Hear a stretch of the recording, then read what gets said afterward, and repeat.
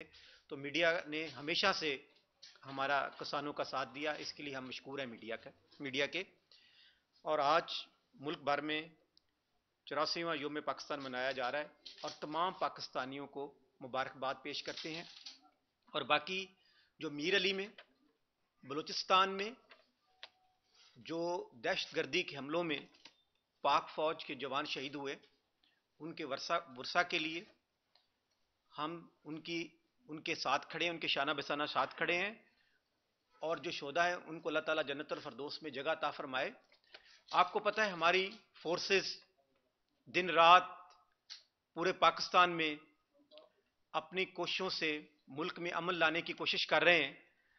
तो अल्लाह ताला हमारी फोर्सेस को दुश्मनों के खिलाफ, जो दुश्मन मेरे मुल्क की सलामती को मुतासर करना चाहते हैं, अल्लाह ताला तमाम फोर्सेस को हिम्मत दे कि उन दुश्मन लोगों के और दुश्मन कुव्वतों का मुकाबला कर सके।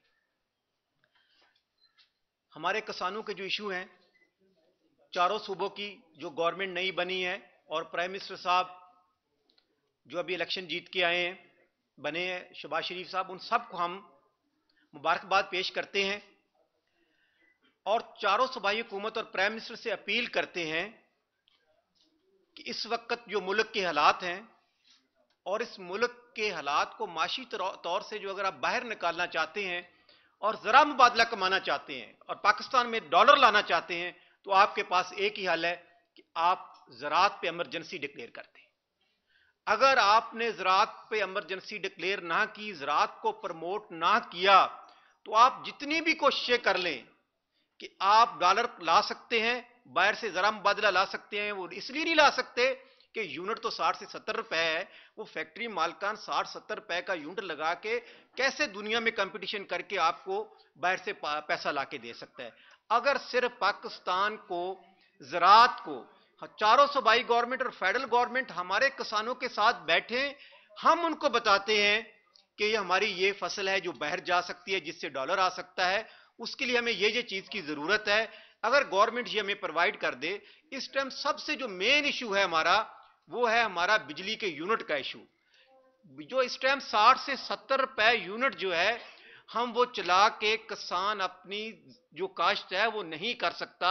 अभी आपके सामने है कि पिछले साल गंदम का रेट 4000 था, खाद का रेट जो है था वो 3400-3500 रुपए था, डीएपी सस्ती थी, बिजली का यूनिट सस्ता था।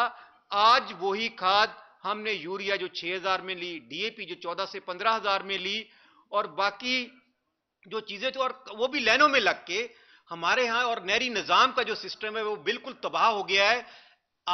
मैंने अभी इस्लामाबाद में आया हूं तो लोग एक ही डिमांड कर रहे हैं कि चारों सूबों में वो कहते हैं मिनिस्ट्री इरिगेशन मिल जाए, क्योंकि सबसे ज्यादा करप्शन उसमें है। तो मैं गवर्नमेंट से अपील करता हूं कि अगर आपने पाकिस्तान को तरक्की पे ले जाना है, तो अभी खासकर गंदम का रेट है वो 4000 रुपए में मेरी कास्ट ही नहीं पूरी हो सकती। इतनी महंगी बिजली, इतनी महंगी खाद, पानी का निजाम नहीं था, तो वो मेरी कास्ट ही 4500 रुपए आ रही है। और गवर्नमेंट ने अभी ये भी नहीं डिसाइड किया कि वो हमसे गंदम खरीदेगा कितनी। अभी उन्होंने 4000 का नोटिफिकेशन किया है, लेकिन ये भी फैसला नहीं हुआ कि गंदम खरीदी कितनी जाएगी। मैं गवर्नमेंट से अपील करता हूं कि अगर आपने किसान को इतना सताया, गंदम हमारी रुल गई, तो अगले साल लोग गंदम काश्त नहीं करेंगे, उसकी जगह पे कोई और फसल काश्त कर लेंगे। मैं गवर्नमेंट से अपील करता हूं, मुझे पता है कि गंदम अगर आप महंगी खरीदेंगे तो गरीब आटा कैसे खरीदेगा, वो मुश्किलात का हमें पता है। और आपको पता है कि 70% जो ज़राअत किसान है हमारा, वो गंदम तो काश्त करता है, लेकिन वो अपने पास उसको स्टोर नहीं कर सकता। वो बेच के अपने साल का, वो अपना बच्चों का गुजारा, पेट पालने के लिए और चीजें, स्कूल की फीसें उसमें वो लगा देता है, और उसने भी आखिर पे जाके गंदम खरीदनी होती है। तो हम नहीं चाहते कि गंदम महंगी हो, आटा महंगा हो। लेकिन जिस तरह मरियम बीबी ने, जो सीएम पंजाब हैं, उन्होंने 44 अरब रुपए का आटे का पैकेज रमजान में दिया। हम उस पैकेज के खिलाफ नहीं है, लेकिन क्या वो पैकेज गरीबों को मिला? हमारी ब्यूरोक्रेसी का ये सिस्टम है कि हम खाद लेने जाते हैं, डीलर के साथ एसी मिला हुआ है, डिप्टी कमिश्नर मिला हुआ है। क्या आपने जो 44 अरब रुपए का पैकेज है, ये 44 अरब रुपए मुझे सोलर की मद में आप दे देते, तो हम 44 अरब रुपए का सोलर लगाते। वो आप जो जिससे हम गंदम काश्त करते, वो आप 4000 के बजाय मुझसे 3500 में खरीदते। जो कि पूरे पंजाब के लोगों को आटा सस्ता मिल सकता था। तो मेरी अपील है कि खुदा के वास्ते जो गवर्नमेंटें बनी हैं इस ब्यूरोक्रेसी पे ना जाएं, किसान तंजीमों से बैठें और हम उनको बताते हैं। और प्राइम मिनिस्टर ने जो, आपको पता है कि हमने धरना दिया 8 दिन, ये सेंटोरस चौक पे हम इधर बैठे रहे, इसी प्राइम मिनिस्टर ने हमारे से 1800 रुपए अरब का पैकेज का ऐलान किया था और उसकी तशरीह के लिए भी मेरे देखने में 50 करोड़ रुपए उन्होंने चैनल्स को भी दिया था कि उसकी तशरीह करें कि मैंने 1800 अरब रुपए किसानों को दे दिया। तो हम दोबारा अपील करते हैं प्राइम मिनिस्टर साहब से कि आप वो 1800 अरब रुपए का जो हमारे साथ मुज़ाकरत करके आपने पैकेज दिया तो उसको बहाल किया जाए।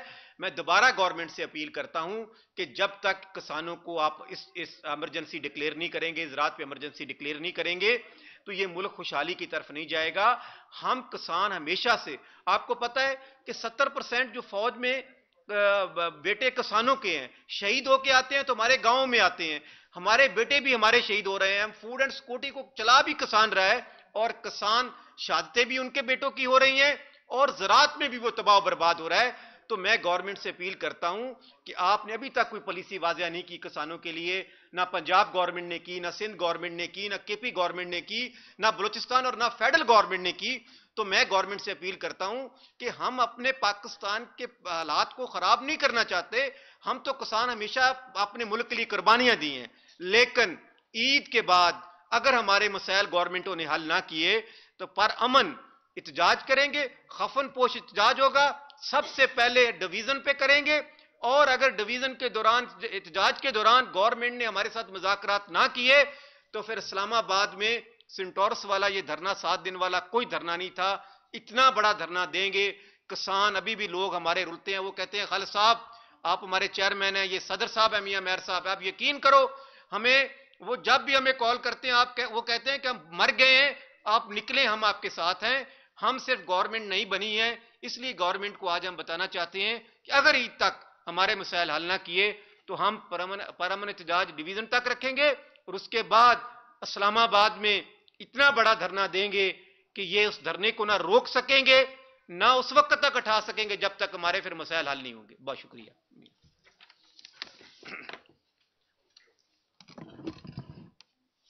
औज़ु बिल्लाहि मिनश शैतानिर रजीम।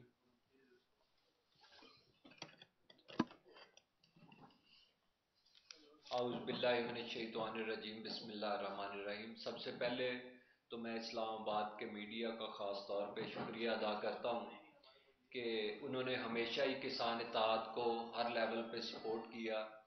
दूसरे नंबर पे जो नई हुकूमतों का जहाँ तक ताल्लुक़ है और ख़ास तौर पे हमारे पंजाब की हुकूमत, तो मुझे इंतहाई शर्म से ये बात कहनी पड़ती है कि मोहतरमा मरीम नवाज साहिबा ने आज तक एग्रीकल्चर पे एक भी मीटिंग नहीं ली और उन्हें अंदाज़ा ही नहीं है कि ज़राअत भी मुल्क में होती है, पंजाब में है या नहीं है, या किसान भी कोई इस पंजाब में रहता है या नहीं रहता।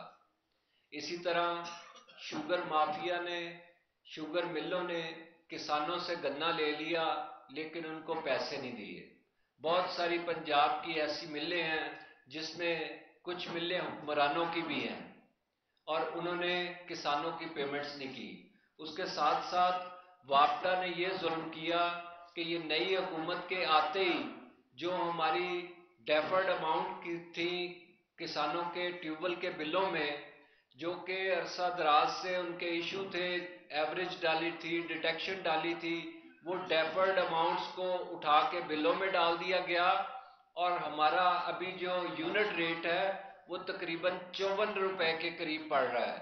इंडिया में 8 घंटे बिजली किसान को फ्री है, उसके साथ साथ बाकी जो टाइम है उसमें 3 या 4 रुपए यूनिट का रेट बिल आता है।